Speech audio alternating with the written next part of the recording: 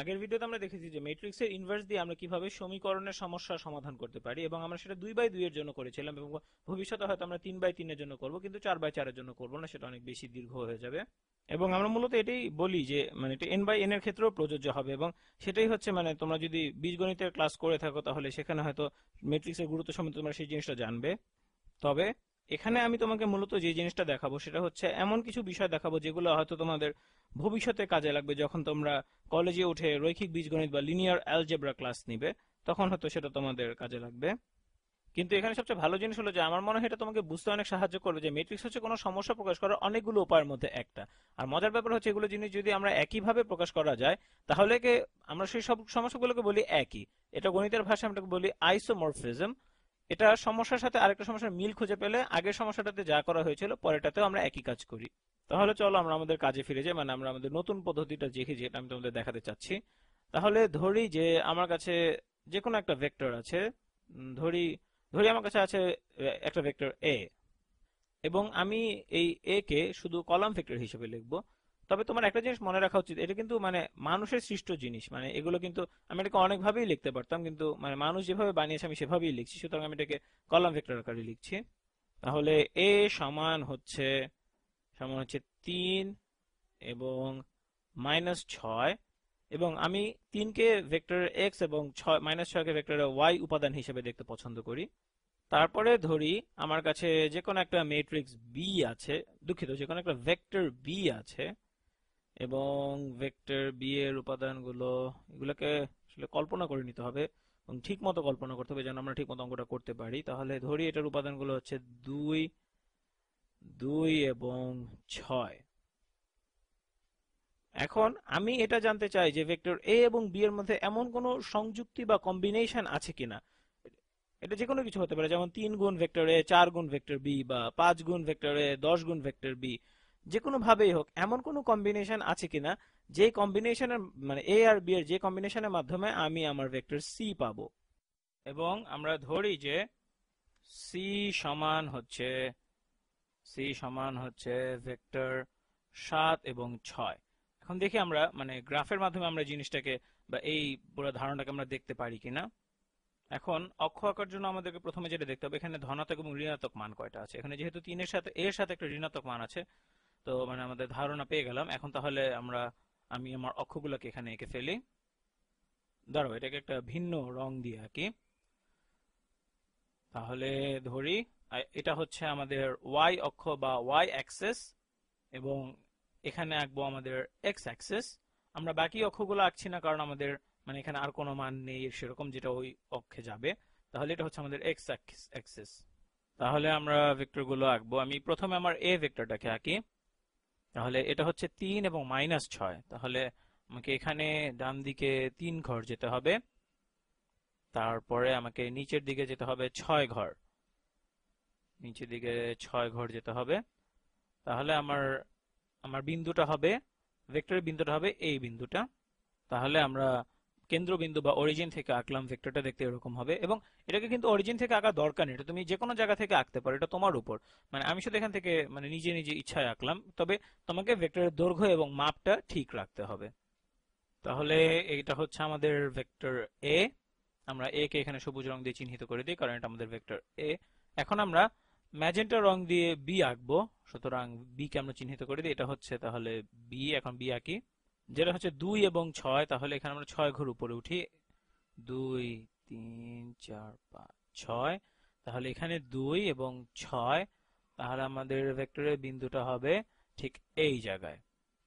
তাহলে এখন ভেক্টরটা এঁকে ফেলি, দেখতে অনেকটা এইরকম হবে। তাহলে এটা হচ্ছে আমাদের ভেক্টর বি, ভেক্টর চিহ্নটি দিয়ে নি। এটা হচ্ছে তাহলে আমাদের ভেক্টর বি। আচ্ছা দাঁড়াও, ভেক্টর বি এর নাম লিখে ভেক্টর এ এর নামটাও লিখে দেই।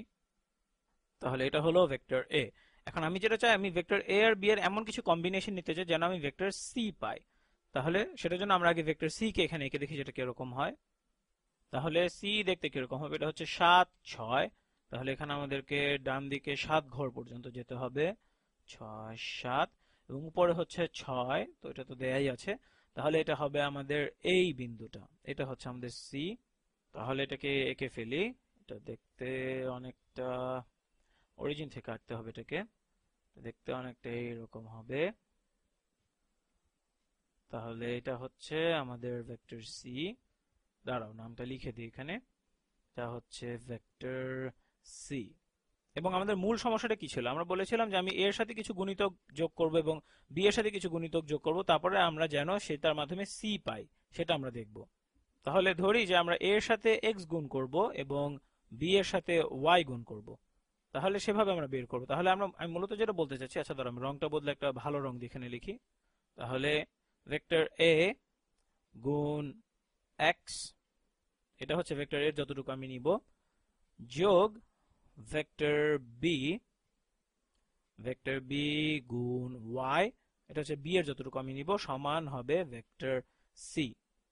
বলে রাখা ভালো যে এমনও কিন্তু হতে পারে যে এমন কোনো কম্বিনেশনই নাই যেটার মাধ্যমে আমরা এ আর বি থেকে সি বের করতে পারবো। তাহলে চলো দেখি আমরা এটাকে সমাধান করতে পারি কিনা।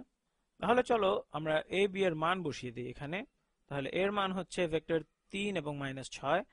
তাহলে এখানে লিখি 3 এবং -6 গুণ হবে এক্স, এটা হচ্ছে ভেক্টর এর যতটুকু অংশ আমি এখানে দিচ্ছি, যোগ হবে ভেক্টর বি যেটা হচ্ছে 2 6, তাহলে এটাকে লিখে ফেলি 2 6 গুণ হচ্ছে ওয়াই, অর্থাৎ বি এর যতটুকু অংশ আমি নিচ্ছি, সমান হবে ভেক্টর সি যেটা হচ্ছে 7 6 7 6।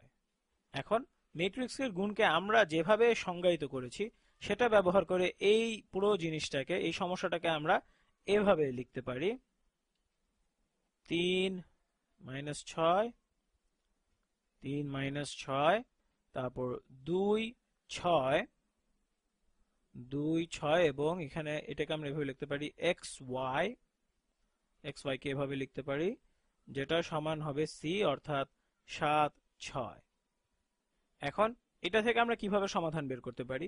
আমরা যেভাবে মূলত ম্যাট্রিক্স গুণফল শিখেছি সেটা থেকে আমরা কি বলতে পারি? আমরা বলতে পারি 3x যোগ 2y সমান হচ্ছে 7, তাই না? দেখো আমরা যেভাবে শিখেছি আমরা এইভাবে গুণ করি যে 3x যোগ 2y এটা সমান হবে 7। আমরা এভাবে ম্যাট্রিক্স গুণফল শিখেছি এবং এই জিনিসটা উপরের ক্ষেত্রে একই ছিল। দেখো তোমরা 3 গুণ x যোগ 2 গুণ y, x আর y হচ্ছে এখানে স্কেলার সংখ্যা, সুতরাং 3 গুণ x যোগ 2 গুণ y সমান হবে 7, এটা এরকমই থাকছে। এবং পরেরটার ক্ষেত্রেও একই কথা প্রযোজ্য। দেখো -6 গুণ x যোগ 6 গুণ y সমান হচ্ছে 6, এবং উপরে যদি এইভাবে আমরা ম্যাট্রিক্স গুণফল শিখেছি এবং উপরেটা যদি আমরা লক্ষ্য করি -6 গুণ x যোগ 6 গুণ y সমান হচ্ছে 6, তাহলে এটাই এভাবেই আমরা শিখেছি জিনিসটা। তাহলে আমরা আমি তোমাকে আশা করি বোঝাতে পেরেছি যে উপরের সমস্যাটা এবং এই সমস্যাটা এটারই একটা অন্যভাবে বহিঃপ্রকাশ। এবং তুমি যদি আগের ভিডিওটি দেখে থাকো তাহলে তুমি একটু খুশি হয়ে যাবে যে মনে হয় আমরা পেয়ে গেছি। কারণ এই সমস্যাটাই আমরা ব্যবহার করেছিলাম যে দুটি লাইন কিভাবে একটা একটাকে ছেদ করে সেই জিনিসটা বের করার জন্য। এটা আমি এখানে পাশে ছোট করে করছি যাতে তোমরা বুঝতে পারো। 3x যোগ 2y সমান হচ্ছে 7 এবং -6x যোগ 6y সমান হচ্ছে 6, এবং সেখানে আমরা দেখেছিলাম যে এই সমীকরণ থেকে কিভাবে দুটি লাইন ছেদ করে সেটা আমরা বের করেছিলাম। এবং এখানে আমরা মোটামুটি একই রকম প্রবলেম পাচ্ছি, তবে এটা খুব একটা ভিন্ন না, এটা মোটামুটি একই ধরনের একটা সমস্যা। এখানে আমরা যেটা বের করতে যাচ্ছি যে আমাদের আমাদের ভেক্টর এ এবং ভেক্টর বি এর কোন ধরনের কম্বিনেশনের মাধ্যমে আমরা ভেক্টর সি পাই, এবং সেটা আমাদের ছোট হয়ে এই অবস্থায় চলে এসেছে। তাহলে আমরা এই সমস্যাটা আমাদের আগের সমস্যার সাথে মিলে যাচ্ছে। সুতরাং এখানে আমরা এখন যেটা করব, আমরা প্রথমে আমাদের এটা যদি এ হয় তাহলে আমরা এখন এ ইনভার্স বের করব। তাহলে এ ইনভার্স, এটা যদি এ হয় আর কি, তাহলে এ ইনভার্স সমান হচ্ছে 1 ভাগ এটার ডিটারমিনেন্ট, সুতরাং এটা হচ্ছে 3 গুণ 6 অর্থাৎ 18 বিয়োগ 2 গুণ -6 অর্থাৎ 18 যোগ 12, সুতরাং এটা হবে 1 ভাগ 30। এবং এখানে হবে, তুমি আগের ভিডিওতে দেখেছো আমরা এই দুটো নাম্বার বদলে দিই, অর্থাৎ এখানে হবে 6 এবং এখানে হবে 3, এবং এই দুটো নাম্বারকে আমরা মাইনাস করে দিই, সুতরাং এটা হবে 6 এবং এটা হবে -2। তাহলে এখন আমরা যেটা করতে পারি, সমাধান করার জন্য আমরা সমীকরণের উভয় পক্ষে a ইনভার্স দিয়ে গুণ করতে পারি।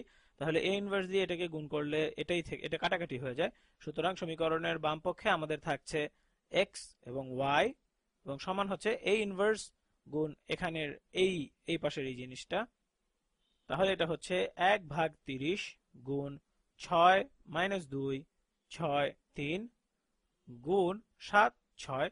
এবং মনে রাখবে যে ম্যাট্রিক্সের ক্ষেত্রে ক্রমটা খুব গুরুত্বপূর্ণ। সুতরাং আমরা যেহেতু সমীকরণের পাশে এখানে এই ইনভার্স গুণ করেছি, সুতরাং সমীকরণের ডান পাশেও আমাদেরকে আগে এই ইনভার্স গুণ করতে হবে।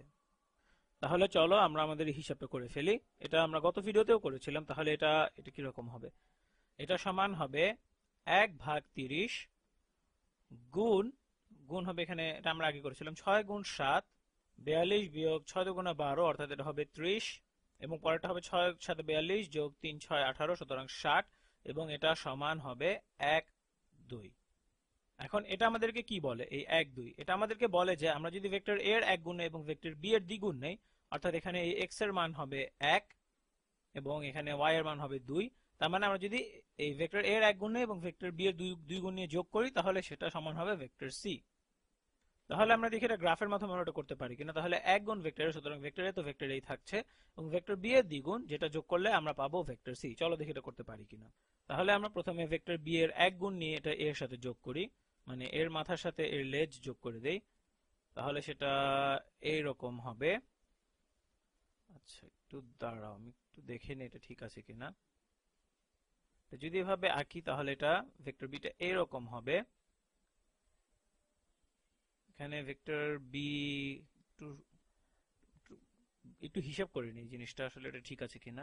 এটা যদি এখানে যদি আমরা এভাবে যাই, তাহলে এভাবে গেলে ভেক্টর বি, হ্যাঁ এরকমই হওয়া উচিত। তাহলে ভেক্টর বি এর এক গুণ হবে এই জিনিসটা। তাহলে এটা হলো ভেক্টর বি এর এক গুণ, অর্থাৎ 1 ভেক্টর বি, এবং আমাদের দরকার 2 ভেক্টর বি। আমরা 2 ভেক্টর বি চাচ্ছি, সুতরাং আমরা এখানে মানে আরেকটা ভেক্টর বি যোগ করে দেব। তোমরা মনে হয় বুঝতে পারছো এটা এরকম হবে। আচ্ছা দাঁড়াও, আমি এটাকে আসলে এইভাবে আঁকতে চাইনি, এটাকে লাইন দিয়ে আঁকি তাহলে আমার সুবিধা হবে। তো এটা হলো তাহলে আমাদের ভেক্টর বি।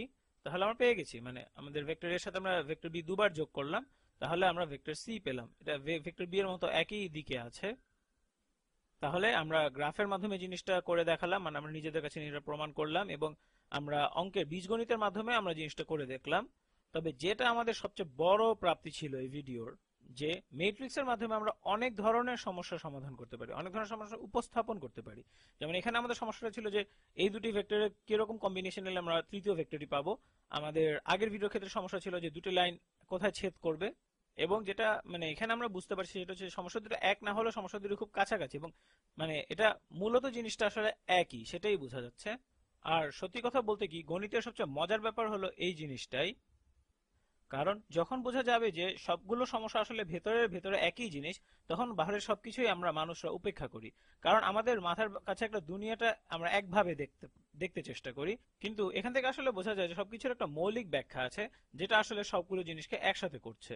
যাই হোক, আমি খুব একটা দার্শনিক হতে চাচ্ছি না, তবে আমার মনে হয় তুমি যদি এখানে দার্শনিক ভাবটা গণিতের মধ্যে খুঁজে পাও, সেটা তোমার জন্য খুবই ভালো। আশা করি তোমার এই জিনিসটা কার্যকর মনে হয়েছে। আচ্ছা দাঁড়া, আমার মনে হয় কিছু সময় এখনো বাকি আছে, আমি কিছু কথা বলতে চাই। যে মানে অনেকেই লিনিয়ার অ্যালজেব্রা নেয় এবং অনেক কাজগুলো করে, তবে ঠিক বুঝে না যেগুলো কেন করেছে। তো এখানে মানে জিনিসটা একটু মানে ভাবার মতো ব্যাপার আছে এখানে। আমাদের কাছে দেখো এই ভেক্টর এ আছে এবং এখানে একটা ভেক্টর বি আছে, এবং আমরা দেখিয়েছি যে আমরা যদি এদের কোনো লিনিয়ার কম্বিনেশন নেই, তাহলে আমরা সেটার মাধ্যমে ভেক্টর সি পাই। এখন এখানে আরেকটা মজার প্রশ্ন থাকতে পারে, সেটা হচ্ছে সেই সকল ভেক্টর মানে কতগুলো ভেক্টর আছে যা আমরা এ আর বি এর লিনিয়ার কম্বিনেশনের মাধ্যমে নিতে পারবো। অর্থাৎ আমরা ভেক্টর এ বি কে যোগ করতে পারি, তাদেরকে বিয়োগ করতে পারি, তাদের সাথে মানে বিভিন্ন জিনিস গুণ করতে পারি, তাদের স্কেলার গুণ নিতে পারি। মানে মোট কথা, সে কতগুলো ভেক্টর আছে যা আমরা এ আর বি এর লিনিয়ার কম্বিনেশনের মাধ্যমে প্রকাশ করতে পারি, এবং সেটাকে আমরা ভেক্টর স্পেস বলি, মানে একটা ভেক্টরের স্প্যান বলি, যেটা আমরা ভবিষ্যতে আরো এটা নিয়ে কাজ করব। এখানে আমরা একটা দ্বিমাত্রিক দ্বিমাত্রিক ইউক্লিডিয়ান স্পেস নিয়ে কাজ করছি। এখানে আমরা ত্রিমাত্রিক নিয়েও কাজ করতে পারতাম, বহুমাত্রিক মানে এন মাত্রিক নিয়েও কাজ করতে পারতাম, তবে সেগুলো অনেক অনেক বেশি বিমূর্ত হয়ে যেত। তবে আমার মনে হয় এই জিনিসগুলো ভাবার জন্য বেশ ভালো মানে জিনিস। যাই হোক, আশা করি আমি তোমাকে খুব একটা বেশি বিভ্রান্ত করে দিইনি। পরের